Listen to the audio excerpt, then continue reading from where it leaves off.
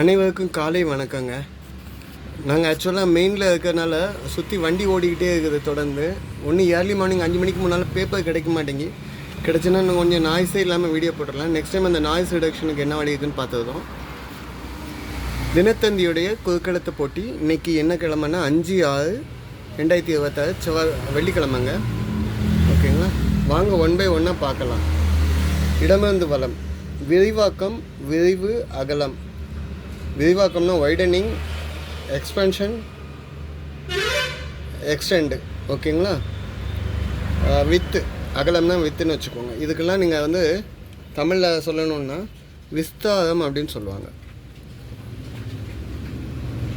விஸ்தாரம் அப்படின்னு சொன்னால் இது நம்ம தினமலரில் அடிக்கடி பார்த்துக்கிட்டு இருந்தோம். விஸ்தாரம். ஓகேங்க. வீல ஆன்ஸுக்கு ஒன்று மேலேருந்து கீழே என்ன? அவ்வானா ஆசை தான். ஆர்வம்னாலும் ஆசை, ஆர்வம், விருப்பம்னு சொல்லலாம். விருப்பம் அப்படின்னா ஓகே. 9 வலமிருந்து இடம் என்னன்னு பார்க்கலாமா? தர்க்கம், முடக்கும் நோய். முடக்கும் நோய்னா வாதம், தர்க்கத்துக்கும் வாதம் பண்ணுறாங்கன்னு சொல்லலாம். ஸோ பதில் என்ன? வாதம். 8 மேலேருந்து கீழே தேலை அனுப்பிச்சுக்குங்க. தாகத்தை தணிப்பது. ஒருத்தருக்கு தாகமாக இருக்குன்னு நீங்கள் என்ன குடிப்பீங்க? தண்ணீர் தாங்க கொடுப்போம். ஸோ பதில் என்ன? தண்ணீர்.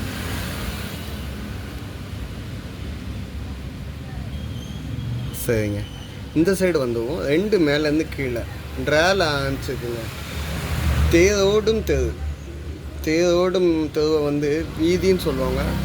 மாட வீதி, ரத வீதின்னு சொல்லலாம். ரத வீதி. சரிங்க.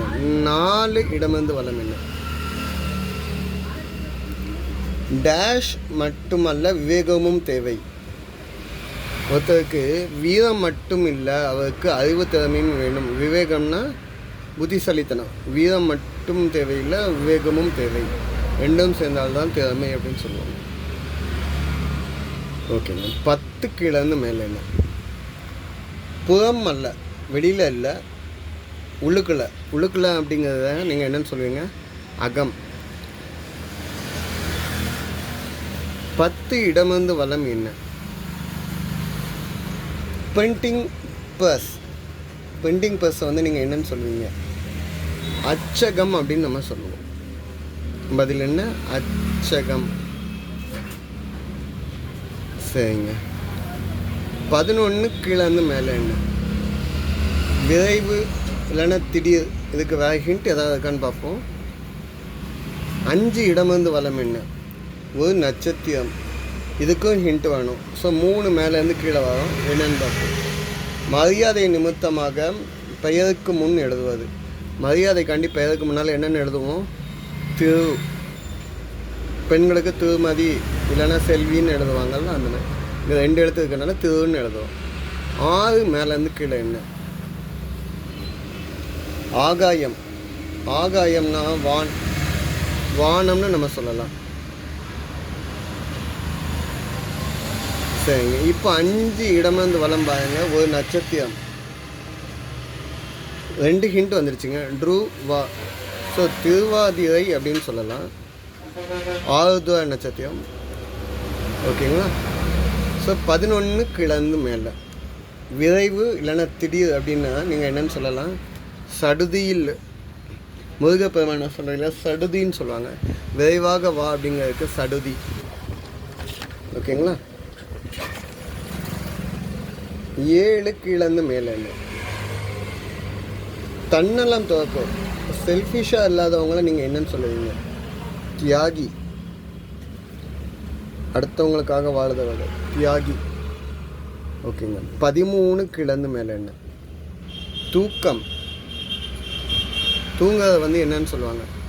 நித்திரை. ட்ரையில் முடிஞ்சிருக்கனால நித்திரை அப்படின்னு எழுதுவோம்.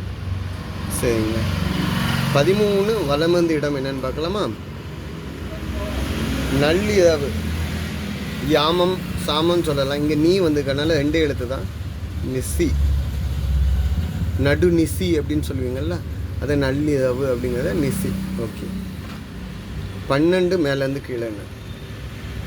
காலை மாலை லேசான உணவு. காலையிலையும் சாயங்காலமும் லேசான உணவை வந்து நீங்கள் என்னென்னு சொல்லுவீங்க? டிஃபன் அப்படின்னு சொல்லுவீங்க. அப்போ டிஃபனை நீங்கள் தமிழில் எழுதையில் என்னென்னு சொல்லுவீங்க? சிச்சுண்டி. பதில் என்ன? சிச்சுண்டி. ஓகேங்க.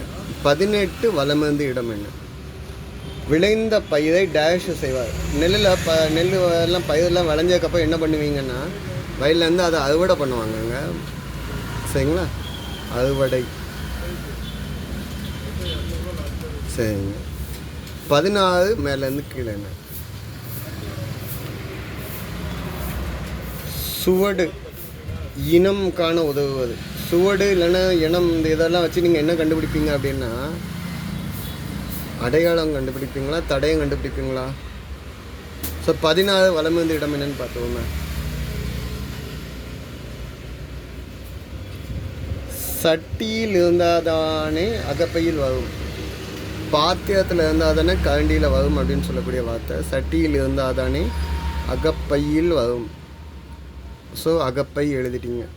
ஸோ அப்போது 16 மேலேருந்து கீழே இருக்குது. சுவடுக்கு அடையாளம் அப்படின்னு சொல்லலாம். சுவடை வச்சு அடையாளம் கண்டுபிடிக்கலாம். இது யானை வந்துச்சா, இல்லை மனுஷன் வந்தானா, இல்லை புலி வந்துச்சா. சுவடுன்னா கால் தடம் அந்த மாதிரி சொல்லலாம். அதை வச்சு இனம் காண உதவுது. என்ன வந்துச்சுன்னு கண்டுபிடிக்கிறதுக்கு. சரி. 22 இடம் வந்து வளம் என்ன. உறவு. உறவுக்கு வந்து நீங்கள் இதில் வந்து 2 ஆன்சர் எழுதலாம். நான் ரத்த சம்மந்தமாக உறவுக்கு வந்து சொந்தம்னு எழுதுவேன். அப்படி இல்லை நான் நார்மலாக ரிலேஷன் தான் வேணும் அப்படின்னா பந்தம்னாலும் எழுதலாம். சொந்தம் எழுதலாம், இல்லைன்னா பந்தம்னாலும் எழுதலாம். சொந்தம்னா பிளட் ரிலேஷன், ரத்த சம்மந்தமாக உறவுகள். பந்தம்னா எல்லாம் பழகும் வகையில் வரக்கூடிய உறவுகள். சரிங்க. 21 மேலேருந்து கீழேங்க. மிஞ்சிய வயது. சாப்பாடு அளவுக்கு மேலே சாப்பிட்டா மிஞ்சிய வயது என்னது? தொந்தி வந்துருக்குங்க. சரிங்க. இந்த சைடு வருவோம். 15 மேலேருந்து கீழேங்க. விவிலியம். விவிலியம் என்பது, விவிலியம் அப்படின்னா திருவிவிலியம் அப்படின்னு சொல்லலாம். கிறிஸ்தவக்காரங்களுக்குள்ளது பைபிள் அப்படின்னு நம்ம சொல்லுவோம். இதனோட அர்த்தம் என்னென்னா இறை வார்த்தை, இல்லைன்னா இறைவனின் வாழ்க்கை நெறிமுறைகளை அடங்கிய நூல் அப்படின்னு நம்ம சொல்லலாம். சரிங்க. 17 வலமிருந்து இடம். யானை முகத்தோன் 5 கரத்தோன் யார்? பிள்ளையார்.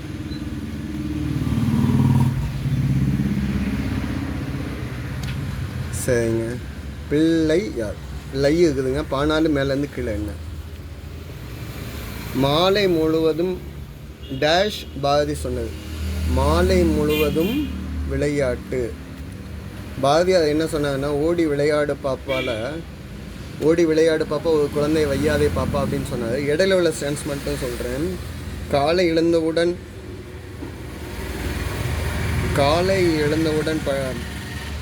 என்னது? காலை எழுந்தவுடன் படிப்பு, பின்பு கனிவு கொடுக்கும் நல்ல பாட்டு, மாலை முழுவதும் விளையாட்டு. காலையில் எஞ்சனா படிக்கணும், பிறகு நல்லா பாட்டு படிக்கணும், மாலையில் விளையாடணும் அப்படின்னு சொன்னார். ஓடி விளையாடு பார்த்து ஒரு குழந்தை வையாதே பார்ப்பான்னு சொன்னார். 20 வலமிருந்து இடம் என்ன. 2வது எழுத்து இட்டு இருக்குங்க. பேழை. பேழைனா பெட்டி, பெட்டகம் அப்படின்னு சொல்லலாம்.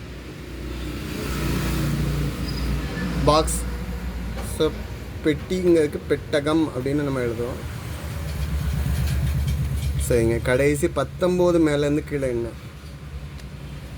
உருவம். பிரதிமை. கண்ணாடியில் என்ன தெரியும்? ஒரு உருவத்தை கண்ணாடியில் பார்த்தா அவங்களுடைய பிம்பம் தெரியும்.